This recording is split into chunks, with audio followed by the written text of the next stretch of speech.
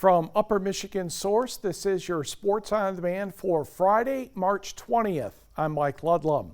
The Negaunee Miners basketball team has 8 seniors, and all of them were getting ready last weekend to defend their district title. Well, that did not happen, considering everything that's been happening lately. So in the final part of his 2-part series, TV6's Tyler Markle examines the bond that these boys basketball players shared.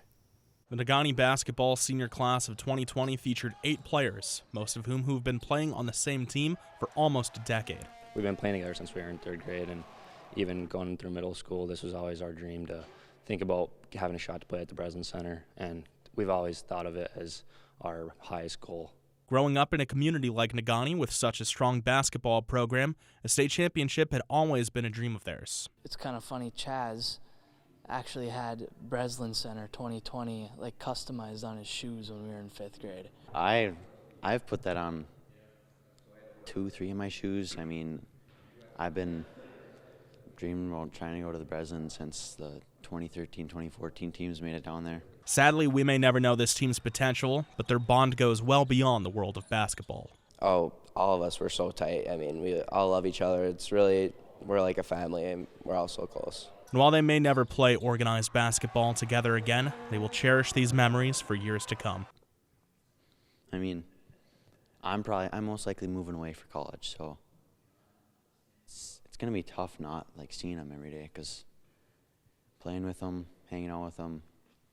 And they will cherish the community that has supported them for so long. We're up by 20, and you look over in the fan section, everyone's still there, and that just, it means so much. Everyone's still clapping and standing. And you'll have like older people or just younger people. They don't have any kids or anything on the team, but you know who they are. You're just glad to see them supporting you, loving the sport, loving watching their town do what they can do. Whether it's this April, November, or even later, high school basketball will be back here in Michigan, and Negaunee will be ready for it. It's going to be exciting no matter what. Every year is its own challenge, and every year is its own opportunity, and I look forward to that. Tyler Markle, TV6 Sports, Negaunee.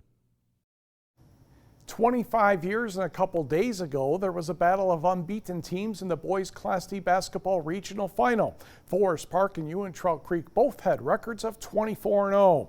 To the building formerly known as Hedgecock Fieldhouse we go.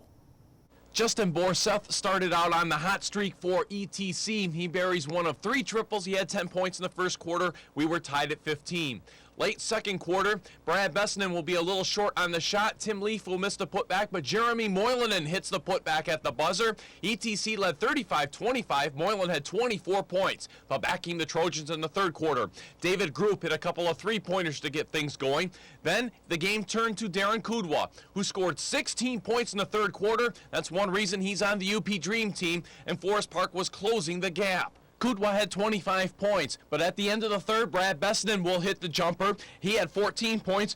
Trout Creek still led by 4. With about a minute to go, tied at 64, Mike Hamill hit a jump hook for the Trojans to give them a 2-point lead.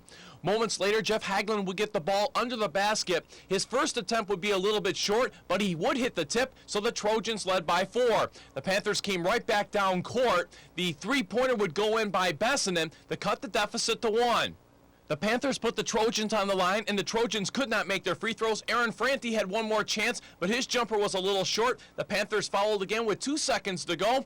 Matt Wilcox missed the free throw, but Jeremy Moylanen's heave at the buzzer failed. Forest Park wins 68-67. I don't think it was a thing of beauty, but we hung in. We made enough plays to win. I figured might as well drive on these guys. I mean, they're not that big. The Trojans face Brimley in the Class D quarterfinal Tuesday night in Escanaba. And Forest Park eventually advanced to the final in Class D, losing to Detroit Holy Redeemer 55-46. The Upper Peninsula Sports Hall of Fame banquet has been postponed until August 21st due to the increasing concerns from the coronavirus pandemic. It had been scheduled for May 11th. The banquet will be held at the Island Resort and Casino in Harris starting at 6 p.m. Tickets are $30 and must be reserved by August 1st.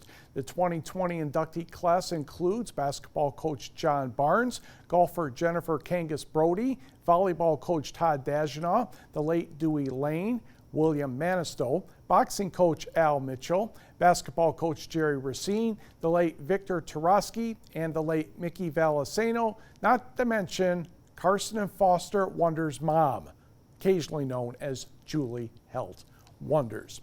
Also want to pass along some congratulations to Calumet hockey player Scott Locus, 27 goals and 27 assists this season. He has been named to the High School Hockey Coaches Association Dream Team for the state of Michigan.